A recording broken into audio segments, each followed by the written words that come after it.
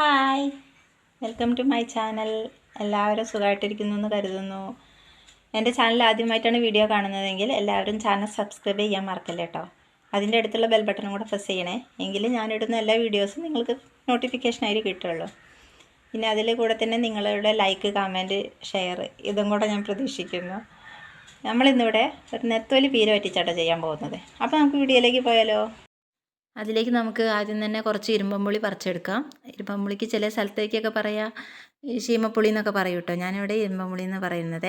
പിന്നെ അതിലേക്ക് നമുക്ക് അര കിലോ നെത്തോലിയാണ്. ഇത് കഴുകി ഫ്രഷാക്കി വെച്ചതാണ്. പിന്നീട് നമ്മൾ അതിലേക്ക് ഒരു 10-12 ഇരുമ്പമ്പുളിയാട്ടോ പറിച്ചെടുത്തത്. പിന്നെ നമുക്കതിലേക്ക് വേണ്ടതെന്ന് വെച്ചാൽ ഒരു 10 ചെറിയുള്ളി, 4 വെളുത്തുള്ളി, ഒരു കഷ്ണം ഇഞ്ചി, ഒരു 10-12 പച്ചമുളക്, കുറച്ച് കറിവേപ്പില, പിന്നെ ഒരു കപ്പ് തേങ്ങ. ഇതെല്ലാം കൂടെ നമുക്ക് മിക്സീൻ്റെ ജാറിലിട്ടിട്ട് നന്നായിട്ട് അരച്ചെടുക്കണേ.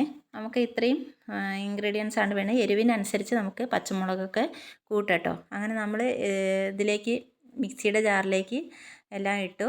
1 ടീസ്പൂണ് ഉപ്പും ഇട്ടു. 1/2 ടീസ്പൂണ് മഞ്ഞൾപ്പൊടിയും കൂടെ ഇടുന്നുണ്ട്. ഞാനിതിൽ മുളക് പൊടി ഒന്നും ചേർക്കുന്നില്ല. വെറും മുളകും പച്ചമുളകും പിന്നെ കുറച്ച് കാന്താരിയും കൂടെ. കാന്താരി കുറവായിരുന്നു വീട്ടിൽ, ഇതേ ഉള്ളായിരുന്നു. അപ്പോൾ അതും കൂടെ പറിച്ചിട്ടു. അങ്ങനെ നമ്മൾ എല്ലാം ഒതുക്കി എടുത്തിട്ടുണ്ട്. പിന്നീട് നമ്മൾ ശീമപ്പുളി നല്ല മുറിച്ച് വെച്ചിട്ട് അതിലേക്ക് ഈ ചതച്ചെടുത്ത് തേങ്ങ എല്ലാം ഇട്ടിട്ട് നന്നായിട്ടൊന്ന് മിക്സ് ചെയ്യണേ. പിന്നീട് നമ്മൾ അതിലേക്ക് നമ്മൾ മുറിച്ച് വെച്ച നെത്തോലി ഉണ്ടല്ലോ, അങ്ങനെ ആ കഴുകി വെച്ച ആ നെത്തോലി കൂടെ ഇട്ടിട്ട് നന്നായിട്ടൊന്ന് കുഴച്ചെടുക്കണം. കുഴയ്ക്കുമ്പോൾ നമ്മൾ നെത്തോലി ഉടയരുത്, ഒരു പരുവത്തിലൊക്കെ വേണം കേട്ടോ. ഞാനിത് സ്പീഡാക്കിയതാണ് വീഡിയോ. അങ്ങനെ നമ്മൾ പിന്നെ ആ മിക്സിയുടെ ചാറ് കഴുകി ആ വെള്ളം കൂടെ നമ്മൾ അതിലേക്ക് ഒഴിച്ചിട്ടാണ് ഒന്ന് കുഴച്ച് വെക്കണത് കേട്ടോ. ഞാനിവിടെ നെത്തോലി പീര ഉണ്ടാക്കാൻ ഉപയോഗിക്കുന്നത് മൺചട്ടിയാണ്. ആ മൺചട്ടിയിലേക്ക് 1 ടീസ്പൂണ് വെളിച്ചെണ്ണ ഒഴിച്ച് കൊടുക്കുക. പിന്നീട് അതിലേക്ക് 1 ടീസ്പൂൺ ഉലുവ ഇട്ട് പൊട്ടിച്ചെടുക്കണേ. നമ്മൾ ആ ഉലുവ പൊട്ടിച്ചെടുത്തു. അതിലേക്ക് നമ്മൾ കുറച്ച് കറിവേപ്പിലയും കൂടെ ഇട്ട് വഴറ്റിയെടുക്കണം. പിന്നീട് നമ്മൾ ഈ കുഴച്ച് വെച്ച നെത്തോലി ഉണ്ടല്ലോ അതെല്ലാം കൂടെ അതിലേക്ക് ചൊരിഞ്ഞ് കൊടുക്കുക.